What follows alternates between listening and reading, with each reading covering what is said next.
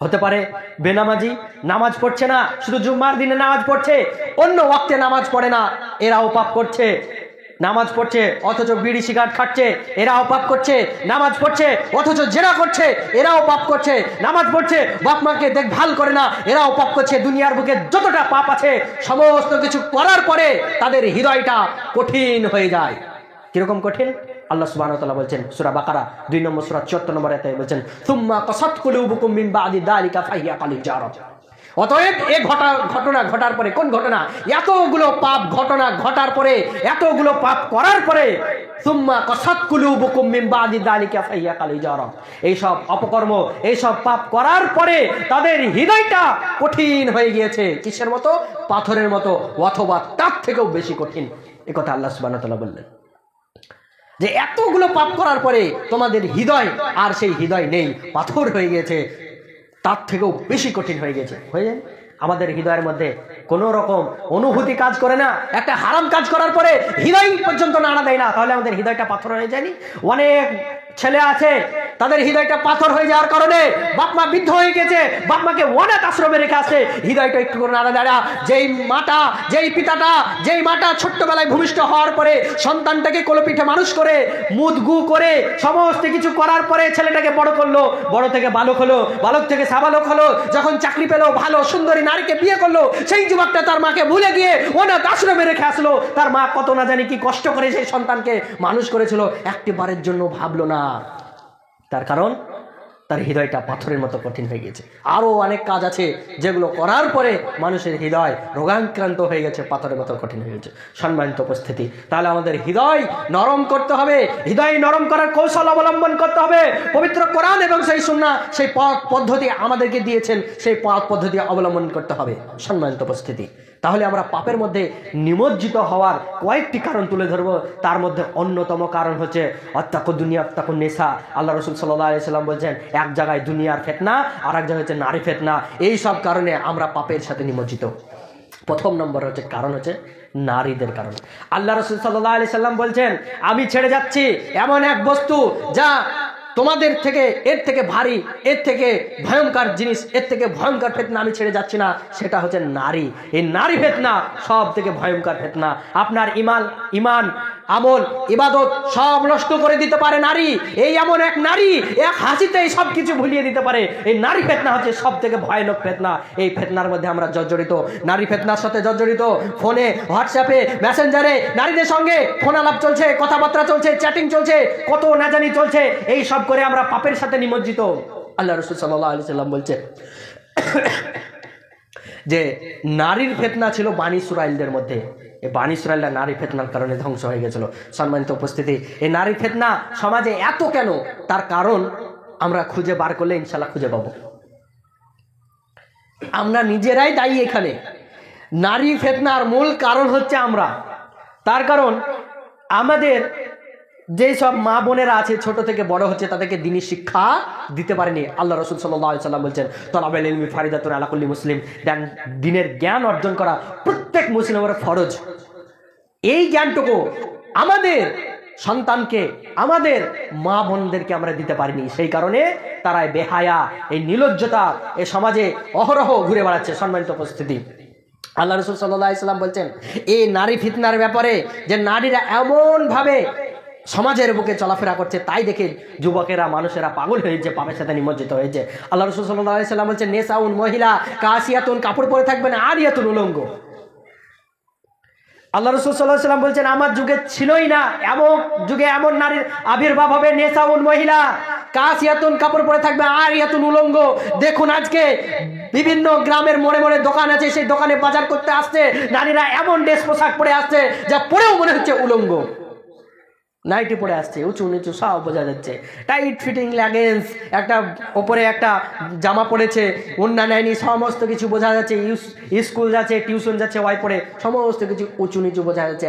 আল্লাহ রাসূল সাল্লাল্লাহু আলাইহি ওয়াসাল্লাম এই ড্রেসের ব্যাপারে বলছেন যে আমার পরে এমন এক লোকেদের আবির্ভাব হবে যারা কাপড় পরেও উলঙ্গ দেখাবে। সম্মানিত উপস্থিতি, এই নারী ফিতনার মূল কারণ হচ্ছে আমরা, যারা আমরা প্রবাসে খাটি, প্রবাসে আমরা ব্যবসা বাণিজ্য করার জন্য যাই, টাকা পয়সা কামানোর জন্য যাই। এই কারণে আমাদের নারী ফিতনা সমাজে এত বেশি। আপনাদের এই এলাকায় কেমন তা জানি না, আমাদের এলাকাতে আমাদের ওইদিকে সব থেকে সৌদি উপবাসী বেশি, সৌদিতে টাকা বেশি, প্রত্যেক বাড়িতে 1 থেকে 2 জন করে সৌদি, প্রত্যেক বাড়িতে। এবার কিরকম ভাবে ফিতনা সমাজে গ্রাস করছে সেটা আপনাদেরকে তুলে ধরছি। গার্জেনের দোষ আছে এখানে, যে বিদেশ যাচ্ছে তার দোষ আছে, নিজের স্ত্রীরও দোষ আছে, টোটাল গোটা ফ্যামিলির দোষ আছে। তার কারণ হচ্ছে যখন সন্তান বাড়তে শিখেছে, বড় হয়েছে, ক্লাস 9-10-এ কেবলে উঠেছে, মা বাপ বলছে, চাপ দিচ্ছে যে বিদেশ যা, বিদেশে অনেক টাকা। আরে পাশের বাড়ির ছেলেটা তোর থেকে বয়সে অল্প 1-1 বছর কার ছোট, আরে বাইরে গিয়ে সৌদি গিয়ে লাখ লাখ টাকা কামাই করে 2 তলা বাড়ি, টাইলস লাগা, বুলেটে ঘুরে বেড়াচ্ছে, রয়্যাল এনফিল্ডে। তুই কি করলি? যুবকের টেনশন ঢুকে গেল, তাই তো আমি কি করলাম? যুবকের আর পড়ায় মন বসছে না, আমাকেও টাকা ইনকাম করতে হবে। সেই যুবকও নাগরিকত্ব সৌদি আরবে গেলে 18 বছরের নিচে পাসপোর্ট হয় না। যুবক কি করেছে? আধার কার্ডে ডেট অফ বার্থ বাড়িয়ে, বয়স বাড়িয়ে, ডেট অফ বার্থকে কমিয়ে বয়স বাড়িয়ে পাসপোর্ট করে তারপরে সেই যুবক বিদেশ গিয়েছে। বিদেশ যাওয়ার পরে 2 বছর 4 বছর বিদেশ খেটেছে, ছুটি থেকে বাড়ি এসেছে, আবার গিয়েছে, আবার ছুটি থেকে বাড়ি এসে সেই যুবক বিয়ে করেছে। কতদিন ছুটি দেয় বিদেশ থেকে? মাত্র 2 থেকে 3 মাসের ছুটি। যুবক এসে বিয়ে করেছে, বিয়ে করার পরে সন্তান নেয়নি, কিছুদিন স্ত্রীর কাছে ছিল, 1 থেকে 2 মাস যে কয়দিন ছুটিতে বাড়ি এসেছিল সেই কয়দিন যুবক তার সঙ্গে সঙ্গ কাটিয়েছে। একজন নারী যতক্ষণ না পুরুষের ছোঁয়া যতক্ষণ না পাবে ততক্ষণ ঠিক থাকবে। যখন একজন নারী পুরুষের ছোঁয়া পাবে তখনই ওই নারী বাঁকা পথে চলে যাবে। যখনই পুরুষের ছোঁয়া যখন পাবে তখনই নারী অপকর্ম করবে। সেই পুরুষের ছোঁয়া পেয়েছে, 1-2 মাস সঙ্গ থেকেছে, তারপরে সেই যুবক আবার বিদেশ গিয়েছে, বাচ্চা কাচ্চা কিছু নেয়নি, সেই যুবক বিদেশে পড়ে আছে। 1-2 বছর পর আবার আসছে বাড়ি, 1-2 বছর পর বাচ্চা কাচ্চা নিয়েছে, আবার গিয়েছে বিদেশ। দেশে তো কিছু নাই, বিদেশ থেকে বাড়ি এসে কি করবে? রাজমিস্ত্রি নালে ট্র্যাক্টরে খেটে বেড়াচ্ছে, এতে পোষাচ্ছে না। বিদেশের টাকা, লাখ লাখ টাকা, কাঁচা টাকা হাতে নেড়েছে, আর এই দেশের টাকা তার পেট ভরছে না। আবার গিয়েছে বিদেশ, স্ত্রী ভেবে নিয়েছে এটা আমার এটিএম মেশিন। পাড়ার বকাটে যুবক, হাজারো পাড়ায় পাড়ায় পাড়ায় বকাটে যুবক আছে, ভাবি বলে 1 দিন 2 দিন গিয়েছে, সম্পর্ক হয়ে গেছেন, এবার ঠেকান আপনি। কিভাবে ঠেকাবেন নারী ফিতনা? 1 দিন 2 দিন যাওয়ার পরে সম্পর্ক হয়ে গেছে, ফোন আলাপ হয়েছে, ভাবি ফোন করে বলে এইটা এনে দাও, এই বাজারটা এনে দাও, এটা এনে দাও, সেটা এনে দাও, করতে করতে ভাই ভাবে যে পাড়ার ছেলে ভাইয়ের মতো, কি হবে, এনে দিচ্ছে, আমার উপকার হচ্ছে, এই চিন্তা চেতনা আমাদের মধ্যে থাকে। কিন্তু দেখা যাচ্ছে নিজের স্ত্রী নিজের চাহিদা মেটাবার জন্য সেই যুবককে ব্যবহার করেছে, তারপরে সমস্ত কিছু শেষ। তারপরে সেই যুবক আবার বাড়ি এসেছে, আপ ডাউন করতে করতে বিদেশ খাটতে খাটতে বয়স মেলা পেরিয়ে গিয়েছে। এবার আসার পরে ছেলে মেয়ে আবার বড় হয়েছে, এবার ছেলেকে ভালো স্কুলে পড়াতে হবে, টাকা কোথায় পাবে? আবার বিদেশ গিয়েছে। এই সেই করতে ভাবি এখন জেনায় লিপ্ত, ভাবি পাড়া সমাজ সমস্ত কিছু নষ্ট করে ফেলেছে। নারী ফিতনা হচ্ছে এমনটাই। জুলেখার ঘটনা নিশ্চয়ই পড়েছেন, নবী ইউসুফ আসসালাতু ওয়াসসালামকে কিভাবে ফাঁসিয়েছিল, এই ঘটনা আমরা পড়েছি।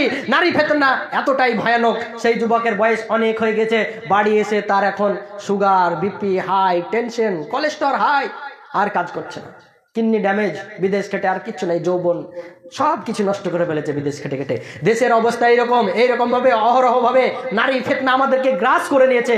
নারী ফিতনাতে সমাজ ধূসরিত করে দিয়েছে। সম্মানিত উপস্থিতি, তাহলে আমরা পাপের মধ্যে নিমজ্জিত প্রথম কারণ হচ্ছে নারী ফিতনা। আপনার ছোট থেকে দেখুন, স্কুল লাইফ থেকে একদম বয়স্ক লাইফ পর্যন্ত সবাই নারী ফিতনায় আসক্ত। হয় কেউ প্রকাশ করে, না হয় কেউ করে না।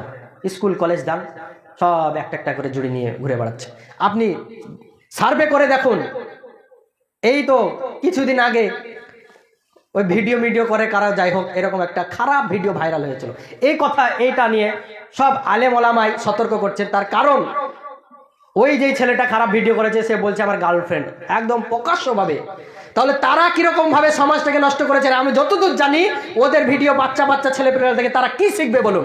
তাদের কাছ থেকে কি নেবে? তারা সমাজটাকে ধ্বংস করে ফেলেছে। আর আমরা ছোট বাচ্চাদেরকে ফোন দিয়ে আমরা তাদেরকেও ধ্বংস করে ফেলেছি। আমাদেরকে এখান থেকে সতর্ক হওয়া দরকার, তাদেরকে বয়কট করা দরকার, তাদেরকে একদম ছেড়ে ফেলে দেওয়া দরকার নিজের সন্তানের কাছ থেকে। সম্মানিত উপস্থিতি, কিন্তু পারে না, আমরাই তো নিজেরাই দেখি, তা কিভাবে সন্তানকে বারণ করতে পারবো? সম্মানিত উপস্থিতি, 2 নম্বর পয়েন্ট হচ্ছে পাপের সাথে নিমজ্জিত হওয়ার কারণ হচ্ছে সোশ্যাল মিডিয়া।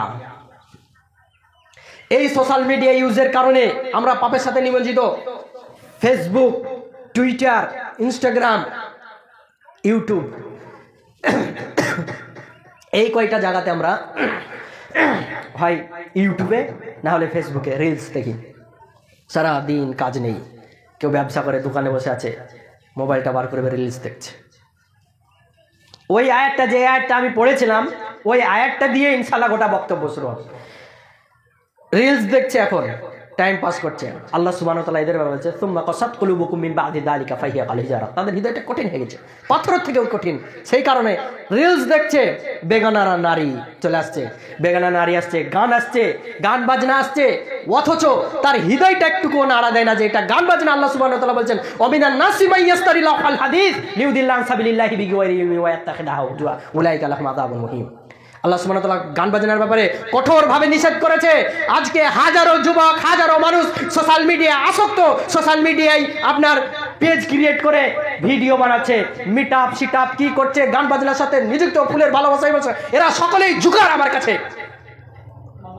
একটা জোকার এরা, যারা সোশ্যাল মিডিয়ায় আং বাং ছাং ভিডিও বানাচ্ছে আর ফেসবুকে ছাড়ছে আর ফলোয়ার্স বাড়াচ্ছে, টাকা কামাবার জন্য প্রত্যেকদিন ছবি ছাড়ছে, টাকা কামানোর জন্য প্রত্যেকদিন ভিডিও ছাড়ছে। এই ইনকাম তো হারাম। তারপরেও এরা যখন নিজের ভিউজ বাড়ছে না, নিজের যখন আপনার অ্যাকাউন্ট গ্রো হচ্ছে না, তখন নিজের স্ত্রী টাকা এই পথে নামিয়ে দিচ্ছে। একাজন তো তাদের স্ত্রী ছোট ছোট দেশ পড়ে সব বার করে দিয়ে তাও দেখাচ্ছে।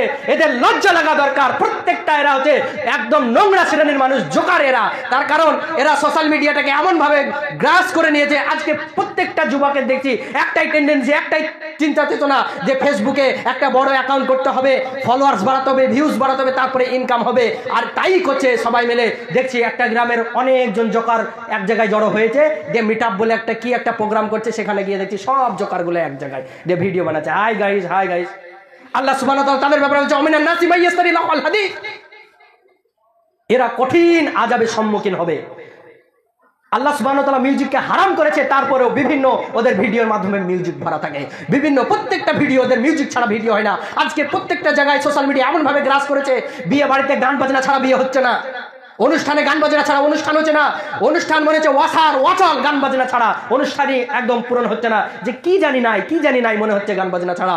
এমন ভাবে আমাদেরকে এই গান বাজনা, এই সোশ্যাল মিডিয়া ফিতনা আমাদেরকে গ্রাস করে নিয়েছে। সম্মানিত উপস্থিতি, এই সোশ্যাল মিডিয়া ফিতনা থেকে আমাদেরকে দূরে সরে থাকতে হবে। আল্লাহ সুবহানাহু ওয়া তাআলা সেই তৌফিক সকলকে দান করুন, আল্লাহুম্মা আমিন। সম্মানিত উপস্থিতি, এই যে এর সঙ্গে রিলেটেড আরেকটা ফিতনা, যে এটার কারণে আমরা বেশিরভাগ মানুষ পাপের মধ্যে নিমজ্জিত, সেটা হচ্ছে সোর্স অফ ইনকাম। এই ইনকামের ক্ষেত্রটা আমাদেরকে বেছে নিতে হবে। অনেক মানুষ আছে সোশ্যাল মিডিয়া থেকে হারাম টাকা ইনকাম করছে, লাখ লাখ টাকা, তাই দেখে অন্যজনের আর ঘুম হচ্ছে না, আমাকেও করতে হবে, এই চিন্তা চেতনা নিয়ে সেও দিন রাত এর পেছনে ছুটে সব সময়কে অপচয় করছে। ইনকাম কিভাবে করতে হবে? ইনকাম মানুষ এমন ভাবে করছে যে হারাম আর হালাল এই দুটো আর যাচাই বাছাই করে না। মনে রাখবেন, যদি হারাম ইনকাম যদি 1 লাখ টাকায় যদি ঘন্টায় যদি কামানো হয়, আর যদি হালাল ইনকাম যদি 1 টাকায় ঘন্টায় কামানো হয়, এটাই হচ্ছে সব থেকে সিঁড়িও, এটাই হচ্ছে শান্তির বিষয় যে 1 টাকা আপনি হালালভাবে কামিয়েছেন। হারাম টাকা কোনোদিন স্থায়ী থাকে না, হারাম টাকা কোনোদিন পুঁথিগত থাকে না। এই হারাম ইনকাম ঠিক আপনার একদিক দিয়ে বেরিয়ে যাবে। আপনি হারাম ইনকাম করছেন, ঠিক একদিক দিয়ে আল্লাহ সুবহানাহু ওয়া তাআলা আপনাকে বার করে নেবে। এমন আপনার শরীরের মধ্যে আল্লাহ সুবহানাহু ওয়া তাআলা রোগ ব্যাধি দিয়ে দেবে যে আপনি যে কামিয়েছিলেন তার থেকে বেশি আপনাকে ঢালতে হবে তার মধ্যে। সম্মানিত উপস্থিতি, তাহলে ইনকামের ক্ষেত্রে আমাদেরকে হারাম হালাল এই দুটো যাচাই বাছাই করতে হবে, তাহলে আমরা এই পাপ থেকে বেঁচে থাকতে পারবো। এই কয়টা কারণে, আরো কারণ রয়েছে, এই বিশেষ কারণগুলোর মধ্যে আমরা বেশি পাপের সাথে নিমজ্জিত। নারী ফিতনা, এই টাকা পয়সা ইনকাম, আর এই সোশ্যাল মিডিয়া। বেশিরভাগ মানুষ গুনাহ করে সোশ্যাল মিডিয়ার মাধ্যমে এখন বর্তমান অবস্থা।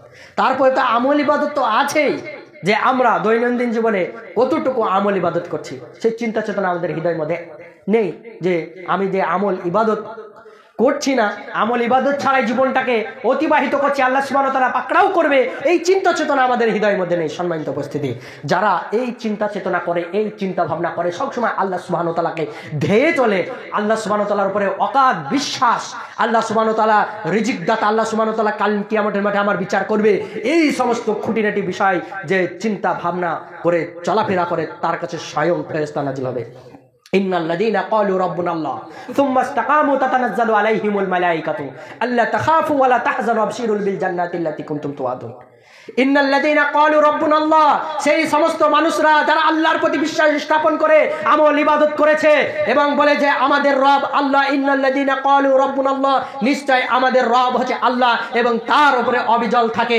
তাতানাজ্জালু আলাইহিমুল মালায়েকাতু, তাদের কাছে ফেরেশতা নাজিল হয়, স্বয়ং ফেরেশতা নাজিল হয় এবং তাদেরকে বলে আল্লাহ তাখাফু, তোমরা ভয় করো না, ওয়ালা তাহজানু, তোমরা চিন্তা করো না, আবশিরুল বিল জান্নাতি আল্লাতী কুনতুম তুআদুন, তোমাদেরকে যে জান্নাতের সুসংবাদ দেওয়া হয়েছিল আজকে তোমরা তা গ্রহণ করো। তাহলে কিসের টেনশন? মুমিনদের কোনো টেনশন নেই, কারণে বক্তব্যের শুরুতেই বলেছি মুমিনদের হাতিয়ার হচ্ছে ইমান। ইমান যদি সঠিক থাকে, ইমান যদি তাজা থাকে, মুমিনদের কোনো ভয় নেই। স্বয়ং ফেরেশতা এসে তাদেরকে জান্নাতের সুসংবাদ শুনিয়ে দেওয়া হবে। সম্মানিত উপস্থিতি, তাহলে আমাদের ইমান ঠিক করতে হবে, ইমানকে বাড়াতে হবে, ইমানের জজবা আমাদের হৃদয়ের মধ্যে আনতে হবে। সম্মানিত উপস্থিতি, সেই তৌফিক আল্লাহ সুবহানাহু ওয়া তাআলা দান করুন। আল্লাহুম্মা আমিন।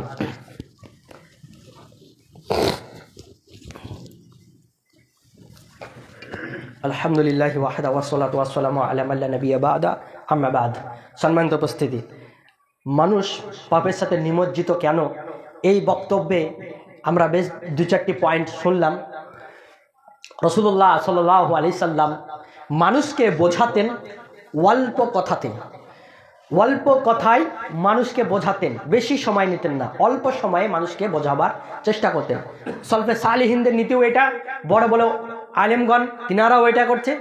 জুম্মার খুতবা খুব একটা লম্বা করা উচিত নয় এবং বড় বড় আলেমগণ তিনারাও খুব একটা জুম্মার খুতবা লম্বা করে না, 20 থেকে 25 মিনিট, এটাই আমরা চেষ্টা করছি ইনশাআল্লাহ তাআলা। রাজিদ সময় বেশি হয়ে যায়, কথা প্রসঙ্গে বিষয় কমপ্লিট করার ক্ষেত্রে লম্বা হয়ে যায়, কিন্তু এটা করা উচিত নয়।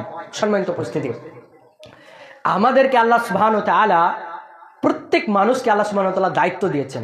সেই দায়িত্ব সম্পর্কে আল্লাহ সুবহানাহু ওয়া তাআলা জিজ্ঞাসিত করবেন, প্রত্যেক মানুষকে জিজ্ঞেস করবে সেই দায়িত্ব থেকে আমরা কতটুকু নিজের দায়িত্ব পালন করছি। পরিবারের ওপরে, নিজের ওপরে, নিজের নফসের ওপরে কতটুকু আমরা দায়িত্ব পালন করছি দেখার বিষয়। আমরা জ্ঞান উপদেশ সকলকে দিতে পারি, কিন্তু আমরা নিজে আমল কতটুকু করতে পারি দেখার বিষয়। আল্লাহ সুবহানাহু ওয়া তাআলা বলছেন লিমা তাকুলুনা মা লা তাফালুন, তুমি না নিজে যা করো না অপরকে সেটা বলো না। আগে নিজে আমল করতে হবে, তারপরে অপরকে বলতে হবে। সম্মানিত উপস্থিতি, তাহলে আমাদের আমল ইবাদতকে শুধরাতে হবে। যতগুলো সমাজে পাপ আছে করে বেড়াচ্ছি, সমস্ত পাপগুলোকে বর্জন করতে হবে, ফেলে দিতে হবে, আল্লাহ সুবহানাহু ওয়া তাআলার দিকে ফিরে আসতে হবে। তুবু ইলাল্লাহ, তওবা করতে হবে, তাওবাতান নাসুহা, একনিষ্ঠ তওবা, যেই তওবার কোনো বিকল্প পথ নেই, যেই তওবার কোনো বিকল্প পথ হয় না, সেই তওবা তাওবাতান নাসুহা, একনিষ্ঠ তওবা আল্লাহ সুবহানাহু ওয়া তাআলা দরবারে করতে হবে। তাহলে এই সমস্ত পাপগুলো আমরা যারা নিমজ্জিত আছি, আল্লাহ সুবহানাহু ওয়া তাআলা এই পাপগুলো দূরীকরণ করে দেবে এবং হৃদয়কে নরম করে দেবে। সেই তৌফিক আল্লাহ সুবহানাহু ওয়া তাআলা সকলকে দান করুন। আল্লাহুম্মা আমিন। সম্মানিত উপস্থিতি, আমরা যে আলোচনা শ্রবণ করছিলাম, সেই আলোচনার মাধ্যম দিয়ে আল্লাহ সুবহানাহু ওয়া তাআলা আমাদেরকে হিকমা দান করেন, যাতে আমরা যে পাপগুলো করছি সেই পাপগুলোকে বর্জন করে দিয়ে একটা সুন্দর জীবন, আমরা সুন্দর আমাদের জীবনযাত্রা শুরু করতে পারি। সাংসারিক জীবন থেকে একদম পরলৌকিক জীবন পর্যন্ত আমাদের সুন্দর হয়, সেই তৌফিক দান আল্লাহ সুবহানাহু ওয়া তাআলা আমাদেরকে করেন। এবং শয়তানের প্ররোচনায় কখনো পড়া যাবে না। শয়তানের প্ররোচনায় ইমান আমল সবকিছু নষ্ট করা যাবে না। তার কারণ শয়তান আল্লাহ সুবহানাহু ওয়া তাআলার কাছে বিশেষ ক্ষমতা চেয়ে নিয়েছেন, যেই ক্ষমতা কাল কিয়ামতের মাঠে প্রয়োগ করবেন। সূরা ইব্রাহিমের মধ্যে 11 থেকে 1 নম্বর পড়া শুরু করবেন। এই যে এতগুলো পাপের সাথে নিমজ্জিত আছে, যা হবে পরে দেখা যাবে, এখন তো করে নেই। শয়তান এই অসসা হৃদয়ের মধ্যে দিচ্ছে, আরে বিড়ি খেছিস খা, পরে দেখা যাবে, জিনা করছিস কর, পরে দেখা যাবে, হারাম খাচ্ছিস খা, পরে দেখা যাবে। এই চিন্তা, এই কুমন্ত্রণা আমাদের হৃদয়ের মধ্যে শয়তান দিয়ে থাকে, অহরহ প্রত্যেক মানুষকে দিয়ে থাকে এবং তা আমরা করে বেড়াই। কাল কিয়ামতের মাঠে 2টি দল হবে, এক হবে জান্নাতি আর এক হবে জাহান্নামী। যারা কামিয়াব হয়েছে এক দল হবে, যারা কুলসিত হৃদয় তাদের আরেক দল হবে। এবং তারা চেয়ে থাকবে শয়তানের দিকে হাঁ করে। যখন ঘোষণা হয়ে যাবে সমস্ত কিছু, জান্নাত আর জাহান্নাম ফাইসালা হয়ে যাবে, 2টি দল উপস্থিত থাকবে, তখন শয়তান ইবলিস এই যে কাঠগড়া, এইরকম একটা কাঠগড়ায় দাঁড়িয়ে থাকবে, জ্বলন্ত আগুনের কাঠগড়া, এবং মানুষ তার দিকে হাঁ করে চেয়ে থাকবে। কিয়ামতের মাঠে মানুষ হাঁ করে চেয়ে থাকবে এবং তারা মনে করবে শয়তান ইবলিস মনে হয় আমাদের সাফায়েতের জন্য আল্লাহ সুবহানাহু ওয়া তাআলাকে সুপারিশ করবে, হে আল্লাহ এই বান্দাদেরকে জান্নাতে দাও, এই কথা মনে হয় ইবলিস বলবে। এই রকম চিন্তা চেতনা তাদের থাকবে এবং হাঁ করে চেয়ে থাকবে। ইবলিস কয়েকটি কথা বলবে, তার মধ্যে আপনাকে 1-2টি কথা। শয়তান ইবলিস তাদেরকে বলবে যারা জাহান্নামী হবে, যারা শয়তান ইবলিসের দিকে হাঁ করে চেয়ে থাকবে, তাদের উদ্দেশ্যে বলবে, দেখো আমি তোমাদেরকে কোনো দিন হাত ধরে আমি পাপ করতে নিয়ে যাইনি। জেনার আড্ডাখানায় আমি নিয়ে যাইনি, মদের আড্ডাখানায় আমি নিয়ে যাইনি, এই হারাম কাজ করো এটা আমি করাইনি। তোমাদের হাত ধরে হৃদয়ের মধ্যে কুমন্ত্রণা দিয়েছিলাম, তোমরা সেটা শুনে সে পাপ করেছে, অতএব তোমরা জাহান্নামে যাবে, আমার কিছু করার নেই। আমি তো যাব, তোমরাও যাবে, আমার কিছু করার নেই। শয়তান ইবলিস বলবে, সেদিন ইনকার করবে যে শয়তানের প্ররোচনায় পড়ে আমাদের আমল ইবাদত সব নষ্ট করে দিচ্ছি। সেই শয়তানের প্ররোচনায় পড়ে সেই শয়তান এই কথা বলবে কাল কিয়ামতের মাঠে, আমি কিছু করতে পারবো না। সম্মানিত উপস্থিতি, তাহলে সেই শয়তানের ওয়াসওয়াসা থেকে, শয়তানের বেড়া জাল থেকে আমরা বেরিয়ে এসে সঠিক একটা জীবনযাত্রা শুরু করতে পারি, সেই তৌফিক আল্লাহ সুবহানাহু ওয়া তাআলা দান করুন। আল্লাহুম্মা আমিন। পরিশেষে আল্লাহ সুবহানাহু ওয়া তাআলার কাছে এই দোয়া, এই প্রার্থনা, হে আল্লাহ, যে কথাগুলো বললাম ফার্স্ট আমাকে এবং এই যে মানুষগুলো শ্রবণ করলো সকলকে আমল করার তৌফিক দান করুন। আল্লাহুম্মা আমিন।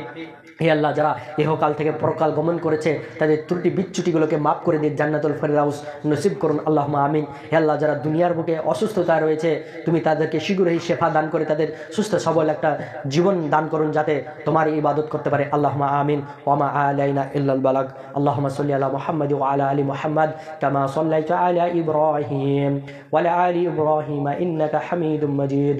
আল্লাহুম্মা বারিক আলা মুহাম্মাদ ওয়া আলা আলি মুহাম্মাদ কামা বারাকতা على إبراهيم وعلى آل إبراهيم إنك حميد مجيد. سبحانك اللهم بحمدك أشهد أن لا إله إلا أنت أستغفرك وأتوب إليك. والسلام عليكم ورحمة الله وبركاته.